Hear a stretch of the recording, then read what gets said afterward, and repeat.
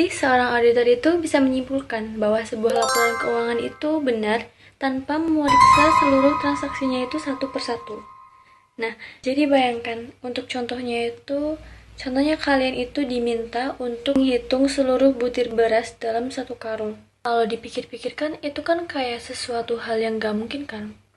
Butir beras dihitung dalam satu karung itu pasti ngebutuhin banyak waktu, memakan waktu yang cukup lama. Jadi kita tuh untuk menyelesaikan permasalahan itu, kita tuh bisa memakai cara yang lebih simpelnya. Jadi kita tuh cukup mengambil satu genggam beras. Nah, dari satu genggam beras ini, kita itu bisa melihat kualitasnya, jadi tidak perlu menghitung satu persatu beras tersebut. Nah, konsep yang sama digunakan dalam audit. Jadi, si auditor ini tidak perlu memeriksa secara keseluruhan transaksi-transaksinya, karena itu kan tidak mungkin kan, karena transaksinya pasti banyak. Jadi, si auditor ini hanya mengambil sampel yang mewakili secara keseluruhan dari data laporan keuangan tersebut. Jadi tidak perlu memeriksa transaksinya satu persatu karena itu akan memerlukan waktu yang cukup lama, sama seperti analogi yang saya sebutkan sebelumnya. Nah, dari hal ini kami akan membahas mengenai yang pertama, mengapa sampling digunakan, yang kedua, jenis-jenis sampling, yang ketiga, representasi tertulis manajemen, dan yang terakhir, keterbatasan audit. Apa itu sampling? Sampling adalah metode pengambilan sebagian data atau transaksi dari suatu populasi untuk diperiksa dengan tujuan memperoleh kesimpulan mengenai keseluruhan populasi secara efisien tanpa harus memeriksa semua data. Mengapa sampling digunakan? Sampling digunakan karena jumlah transaksi perusahaan bisa mencapai ribuan bahkan jutaan.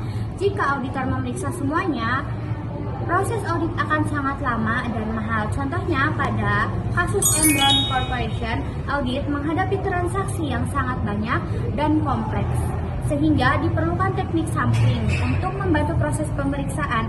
Jadi, sampling membantu auditor bekerja lebih efisien tanpa harus memeriksa seluruh data. Lalu selanjutnya kita akan membahas ke jenis-jenis sampling. Jenis-jenis sampling ada dua jenis, yaitu yang pertama statistik sampling atau statistical sampling, dan yang kedua adalah sampling non-statistik atau non-statistical atau judgmental sampling. Kita akan membahas tentang sampling statistik lebih dulu. Metode ini menggunakan teori profitabilitas untuk menentukan ukuran sampel dan mengevaluasi hasil sampel. Keunggulan utamanya adalah kemampuan untuk mengukur risiko sampling secara kuantitatif. Sampling ini dibagi dalam beberapa kategori, yaitu yang pertama ada sampling atribut atau attribute sampling. Ini merupakan digunakan untuk menguji efektivitas pengendalian intern. Tujuannya untuk menentukan tingkat penyimpangan. Lalu yang kedua ada sampling variable atau variable sampling, digunakan dalam pengujian substantif untuk mengestimasi nilai rupiah atau jumlah dalam suatu saldo akun, atau tujuannya untuk menentukan kewajaran nilai atau resiko salah saji moneter. Lalu yang ketiga ada sampling profitabilitas proporsional dengan ukuran atau PPS sampling, juga dikenal sebagai dollar unit sampling atau monetary unit sampling. Metode ini sangat efektif untuk mendeteksi overstatement atau lebih saji dalam saldo akun. Lalu selanjutnya kita masuk ke sampling non-statistiknya. Metode ini bergantung pada pengalaman, pengetahuan, dan pertimbangan profesional atau judgement auditor dalam menentukan ukuran sampel dan memilih unsur-unsur yang akan diuji. Ini juga masuk beberapa kategorinya, yaitu yang pertama ada sampling sembarang atau haphazard sampling. Auditor memilih unsur sampel tanpa bias yang disengaja. Meskipun tidak sepenuhnya acak, metode ini sering digunakan sebagai alternatif efisien. Lalu yang kedua ada sampling block atau block sampling. Ini merupakan untuk memilih serangkaian transaksi yang beruntun. Misalnya, semua transaksi di bulan Maret. Metode ini jarang digunakan karena risiko bias yang tinggi, kecuali jika diikuti dengan pengujian yang sangat ketat. Lalu yang ketiga ada sampling berdasarkan pertimbangan atau judgmental atau directed sampling. Ini merupakan auditor secara sengaja memilih unsur-unsur tertentu berdasarkan karakteristik tertentu, seperti nilai rupiah yang besar, transaksi yang mencurigakan, atau periode waktu yang tertentu. Nah, inti dari sampling audit adalah menyeimbangkan risiko dan efisiensi. Auditor tidak mungkin memeriksa 100% transaksi, terutama di perusahaan besar. Namun, auditor tetap harus memberikan opini yang andal. Berikutnya saya akan menjelaskan tentang representasi tertulis manajemen. Nah, teman-teman, dalam mengaudit suatu laporan keuangan, auditor itu tidak bisa bekerja sendiri tanpa komitmen dari pihak klien. Nah, apa sih itu representasi tertulis manajemen?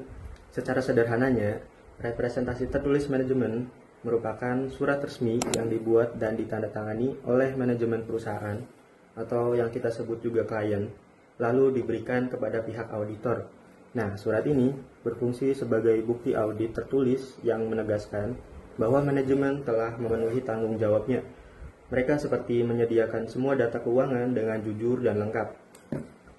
Nah, fungsi representasi kurang lebih ada 3, teman-teman. Yang pertama, ada konfirmasi tanggung jawab. Jadi manajemen mengakui secara tertulis bahwa mereka lah yang bertanggung jawab penuh atas penyusunan laporan keuangan sesuai dengan standar yang berlaku.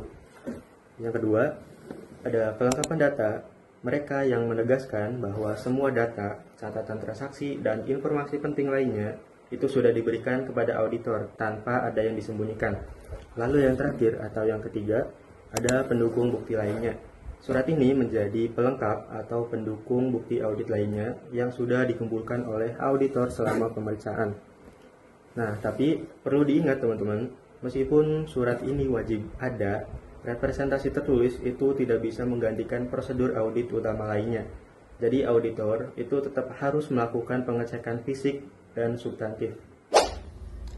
Meskipun auditor sudah mengumpulkan banyak bukti selama proses audit, bukan berarti semua kesalahan atau kecurangan bisa ditemukan. Kenapa? Karena audit itu memang punya keterbatasan. Auditor biasanya hanya memeriksa sebagian transaksi melalui sampling. Maka masih ada kemungkinan kesalahan di transaksi yang tidak dipilih sebagai sampel. Selain itu juga ada pihak yang sengaja memalsukan dokumen atau menyembunyikan informasi. Auditor juga akan lebih sulit menemukan kecurangan itu. Contoh nyatanya bisa kita lihat seperti kasus PT Asuransi Jiwasraya. Laporan keuangan ini sudah diaudit, tapi beberapa waktu kemudian adanya masalah dalam pengolahan investasi dan dugaan manipulasi laporan keuangan yang menyebabkan kerugian sangat besar. Kasus ini menunjukkan bahwa meskipun audit sudah dilakukan, tetap ada keterbatasan dalam menemukan penyimpangan, terutama jika informasi yang diberikan ini tidak mencerminkan kondisi yang sebenarnya.